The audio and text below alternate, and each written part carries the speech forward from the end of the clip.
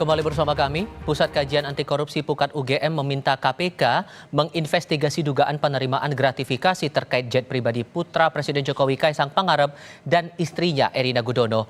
Pukat UGM mendesak KPK menginvestigasi ihwal perjalanan Kaisang dan Erina, pemilik jet, serta memastikan apakah jet pribadi itu pesawat sewaan atau pemberian fasilitas secara cuma-cuma. Menurut peneliti Pukat UGM Zainur Rohman, Kaisang bisa diperiksa meski bukan penyelenggara negara. Alasannya, penyelenggara negara bisa menerima gratifikasi melalui keluarganya. Penting bagi KPK untuk melakukan investigasi mengenai dugaan penerimaan gratifikasi yang diterima oleh Kaisang gitu ya. Nah, yang menjadi pertanyaan banyak pihak kan Kaisang ini bukan merupakan penyelenggara negara. Apakah mungkin seorang penyelenggara negara itu menerima gratifikasi? Jawabnya sangat mungkin. Kenapa? Karena Kaisang adalah putra seorang penyelenggara negara. Sudah menjadi modus umum, gratifikasi itu diterima bukan langsung oleh penyelenggara negaranya, tetapi oleh keluarga, famili, atau bahkan koleganya begitu.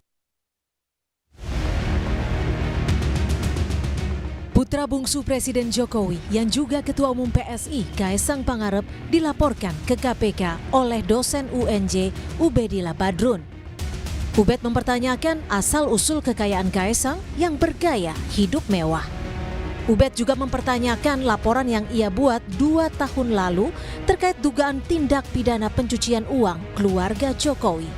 Tentu saja gaya hidup mewah putra Presiden ini mengundang banyak pertanyaan. Lalu kami meminta datang ke KPK untuk meminta kepada KPK agar laporan kami yang 2,5 tahun lalu lebih itu diungkap. Karena terkonfirmasi bahwa dugaan kuat pada waktu itu tentang tindak pidana pencucian uang, tindak pidana korupsi, gratifikasi, dan lain-lain itu diantaranya terkonfirmasi dengan peristiwa gaya hidup mewah ini. Usai Kaisang dan istri Erina Gudono jadi sorotan masyarakat karena perjalanan ke Amerika Serikat naik jet pribadi, KPK angkat bicara. Wakil Ketua KPK Alexander Marwata meminta Direktur Gratifikasi untuk mengklarifikasi jet pribadi Kaisang dan Erina. Soal Kaisang yang bukan penyelenggara negara, Alex bilang tetap bisa diklarifikasi apakah pemberian fasilitas terkait jabatan orang tuanya atau tidak. Sepanjang patut diduga bahwa pemberian fasilitas dan lain sebagainya itu ada hubungannya dengan jabatan dari seorang orang tuanya atau kerabatnya, kan bisa. Ya sebetulnya itu kan masyarakat pengen tahu dalam kapasitas sebagai apa yang bersangkutan menerima fasilitas, kan seperti apakah membayar sendiri ataukah free, kan begitu. Kalau membayar sendiri kan selesai, ada persoalan. Sehari usai pernyataan Alex Marwata, juru bicara KPK Tessa Mahardika menyatakan lembaganya tidak berwenang memeriksa Kaisang karena bukan pegawai negeri maupun penyelenggara negara. KPK tidak memiliki kewenangan untuk memeriksa apakah itu merupakan gratifikasi yang menyentuh konflik of interest atau tidak, karena yang bersangkutan bukan merupakan pegawai negeri ataupun penyelenggara negara. Membela Kaisang, Ketua Umum Solidaritas Merah Putih Sylvester Matutina bilang tak ada yang salah naik atau menyewa jet pribadi.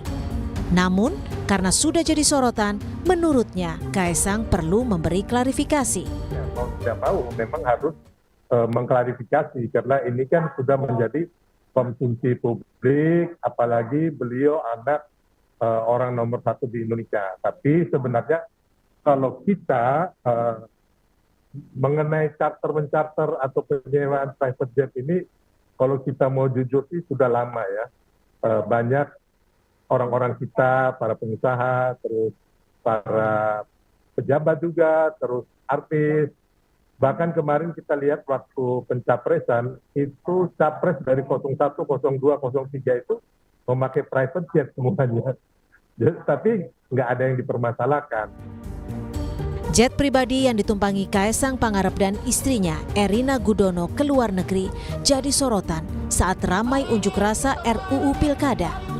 Meski telah dilaporkan ke KPK, sejauh ini belum ada klarifikasi dari Kaisang mengenai asal-usul jet pribadi itu. Tim Liputan, Kompas TV. Lalu bagaimana sebaiknya Komisi Pemberantasan Korupsi menyikapi kasus dugaan gratifikasi jet pribadi yang dipakai Kaisang Pangarep dan istrinya Erina Gudono saat perjalanan ke luar negeri? Kami bahas ini bersama mantan pimpinan Komisi Pemberantasan Korupsi Saud Sitomorang. Pak Saud, apa kabar Pak? Baik, selamat sore. Selamat sore, terima kasih sebelumnya sudah bergabung bersama kami. Jubir KPK bilang KPK tidak berwenang untuk memeriksa atau mengklarifikasi Kaisang. Tapi Pak Alex bilang bahwa Kaisang bisa saja diklarifikasi. Kalau menurut Anda, ruang untuk klarifikasi terhadap Kaisang dalam kasus ini ada atau tidak? Ya, yang pertama semua bentuk laporan itu tentu harus di follow up oleh KPK untuk kemudian apakah itu ranahnya lewat deputi yang terkait langsung dengan deputi pencegahan ataupun deputi penindakan, itu soal taktik saja, soal teknis saja.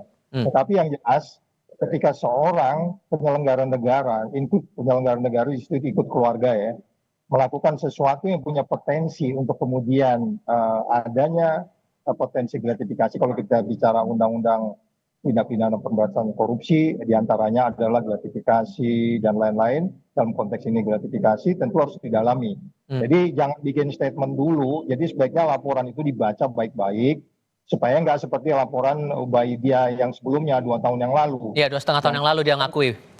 Iya, itu kan sebenarnya juga punya potensi. Jadi maksud saya, kalau hukum harus adil, hukum harus pasti, dan hukum harus menimbulkan yang kita sebut sebagai pemanfaatan, hukum harus bermanfaat, ya mereka harus melakukan follow up ini.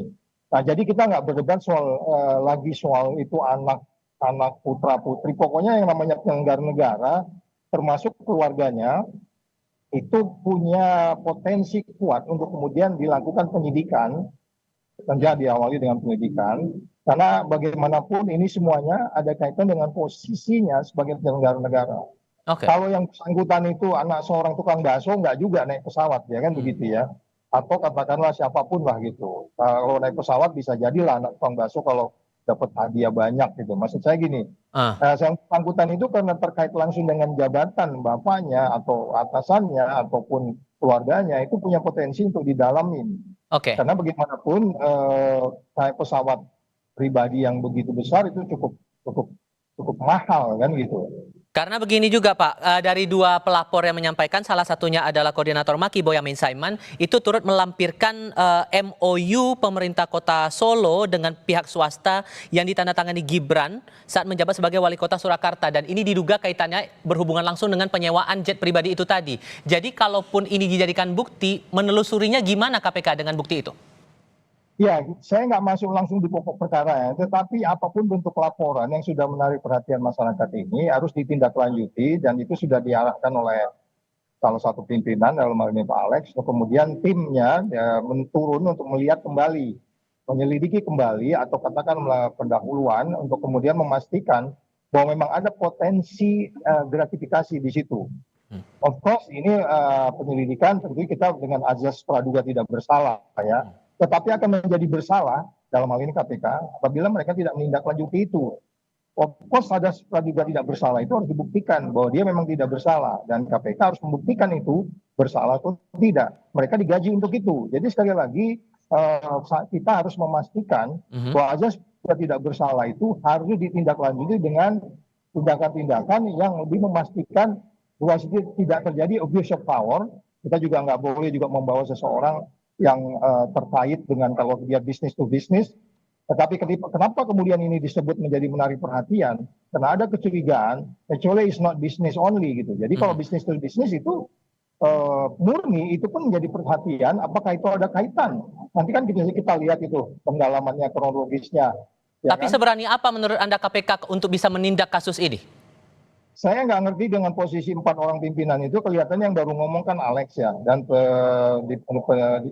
juru bicara masih sedikit abu-abu bicaranya. Mungkin dia belum mendalami surat yang disampaikan oleh teman-teman dari Maki atau dari Ubaidiyah dan seterusnya.